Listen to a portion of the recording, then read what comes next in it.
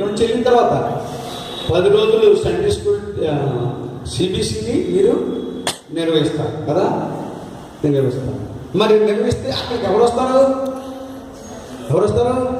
ఆ చిన్నపిల్లలందరినీ కూడా ఇప్పుడు ఏం చేయాలి? నువ్వు చూడాలి. అది దర్శనం అంటే అది జరగబోతున్నటువంటి విషయం ఏంటది? సిబిసిలు మనం నడిపించం. సిబిసికి ఎవరు వస్తారు? చిన్నపిల్లలు. నీ ముందు ఎంతమంది చిన్నపిల్లలు ఉన్నారు? 100 మంది అవ్వచ్చు, 200 మంది, 300 మంది అవ్వచ్చు. కాబట్టి వాళ్ళందరినీ కూడా ఇప్పుడు మనం ఏం చేసాం? చూస్తున్నాం. వాళ్ళందరినీ చూస్తేనే అప్పుడు వాటికి ఏం కావాలో మనం నేర్చుకుంటాం కదా. మిమ్మల్ని అందరినీ నేను ముందుగానే చూశాను, లేకపోతే మీకు ఏం కావాలో నాకు తెలియకపోద్దు కదా. మీకేం కావాలో ముందుగానే నేను ఏం చేశాను? ప్రిపేర్ అయ్యి వచ్చాను. అంటే ఇక్కడ ఎవరు ఉంటారనుకున్నాను అనుకోండి, నేను ప్రిపేర్ అవ్వాల్సిన అవసరం వచ్చింది. కానీ ఇక్కడ ఎంతమంది ఉంటారని చెప్పారు పాస్టర్ గారు? ఒక 60 మంది ఉంటారండి. మీరు వచ్చేటప్పుడు ఏం చేయాలి? 60 మందికి తగినటువంటి లెసన్స్ కానీ పాటలు కానీ అన్ని కూడా మీరు ప్రిపేర్ అయ్యి రెడీ అండి. అంటే ఆయన 60 మంది అని చెప్పారు కదా. అప్పుడు నేను ఎన్ని ఊహించుకున్నానంటే 100 మంది అని ఊహించుకుని ఏం చేశానంటే ప్రిపేర్ అయ్యి వచ్చాను. అంటే నేను ఎంతమందిని చూశాను అనమాట? 100 మందిని నేను చూశాను. అలా చూశాను కనుకనే నేను ప్రిపరేషన్ అయ్యాను కనుకనే ఇప్పుడు నేను ఏ పుస్తకం కూడా చూడకుండా చెప్పేస్తున్నాను. ప్రిపరేషన్ అవ్వలేదు అనుకోండి, అప్పుడు ఏం చేస్తాను నేను? మళ్ళా తర్వాత అంటాను కదా. అంటే ఏమవ్వలేదు అనమాట, నేను ప్రిపరేషన్ అవ్వలేదు. కాబట్టి పిల్లలకు ముందు వెళ్ళేటప్పుడు నువ్వు ఎప్పుడు ఏం చేయాలి? ప్రిపరేషన్ అయిపోవాలి. మాట అంతా కూడా నీకు వచ్చేయాలి, యాక్షన్ అంతా వచ్చేసేయాలి. అలాగే ఏమి కథ చెప్పాలనో ఆ కథ కూడా నీకు ఎక్కడ ఉండాలి? మైండ్లో ఉండాలి. అని రాసుకోవాలి.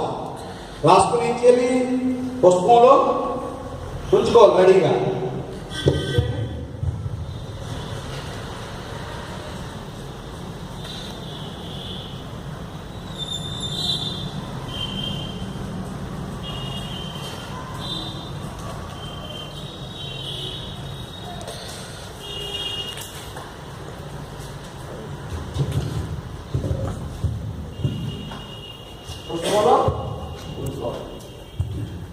చూడండి, ఇందులో విజన్ ఉందా? కనపడుతుంది విజన్.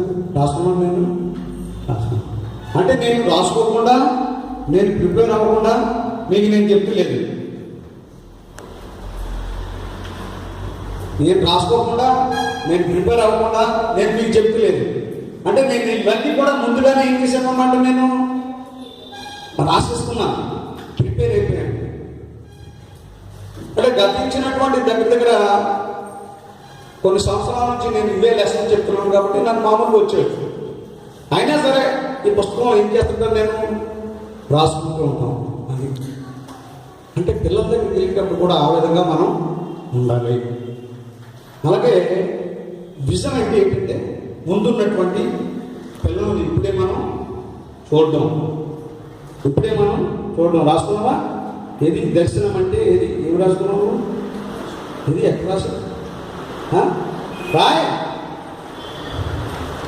రాయకపోతే ట్రైనింగ్ కాదు. ఇది రాయాలి కంపల్సరీ. ప్రతిదీ బుక్స్లో ఉండాలండి. సాయంకాలం వెళ్ళే ముందు మీ బుక్స్ అన్నీ చూస్తున్నాను నేను. ప్రతిదీ రాయాలి. ట్రైనింగ్ ప్రోగ్రామ్ అంటేనే రాయాలి. కష్టపడాలి.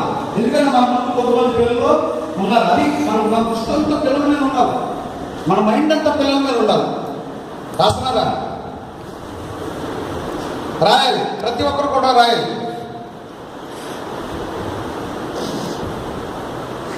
దర్శనం అంటే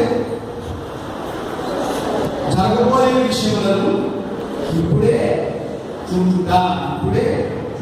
దర్శనం అంటే జరగబోయే విషయములను ఇప్పుడే చూచుట. అంటే ఏంటి జరగబోయే విషయము అంటే రాసుకున్నారు. ఏంటి జరగబోయే విషయం అంటే నేను జరుగుతున్నటువంటి సిబిసిని, ఎంతమంది పిల్లల్ని ఇప్పుడే నేను చూశాను. మా ఊళ్ళో జరుగుతున్నటువంటి సిబిసిని ఇప్పుడే నేను చూశాను. అందులో ఎంతమంది పిల్లలు ఉన్నారో, మీ ముందు ఎంతమంది పిల్లలు ఉన్నారో కూడా అక్కడ రాస్తారు. మీ ముందు ఎంతమంది పిల్లలు అంటే ఎంతమందికి నువ్వు నేర్పించాలనుకున్నావో, ఎంతమందికి ఈ సంవత్సరం దేవుడు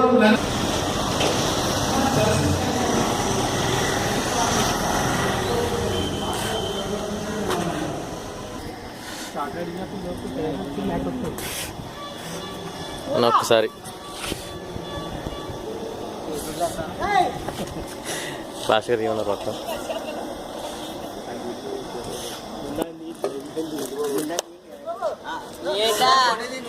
Pagi tu pun tira.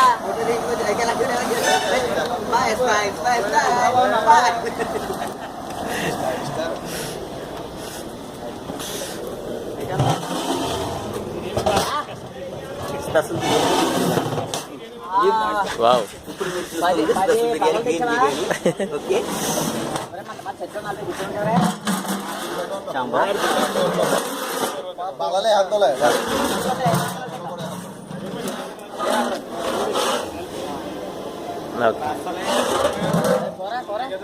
తీసానన్నా మళ్ళీ తెస్తాను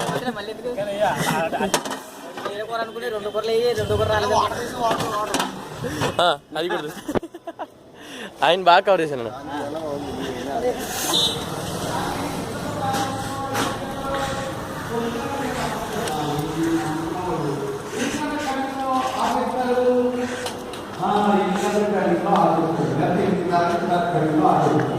మరి అక్కడే 10 గంటలకు ఎక్కుతే ఇక్కడికి ఎన్ని పోతాం మరి దాని ప్రాణం రెడీ దాని ప్రాణం కదా కాబట్టి ప్రాణం మీద ఉండాలి రెండోది ఏముండాలండి పిల్లల దగ్గర ఏదైనా సరే ప్లాన్ చేసుకోవాలి ప్లాన్ చేసుకోవాలి ఒక దర్శనానికి ప్లాన్ లేకపోతే నిర్ణయించిన దర్శనము కాదు ప్లాన్ లేనటువంటి దర్శనం ఎలా ఉంటుంది చక్రాలు లేని బండిలో ఉంటుంది చక్రాలు లేని బండిలో ఒక చక్రాలను మోటార్ లేని బండిలో ఉంటుంది కదా చక్రం కొంత ఎలవలో కూర్చుపోదాం అనుకుంటే వెళ్ళదు కాదు పిల్లలు పిల్లలు పిల్లలు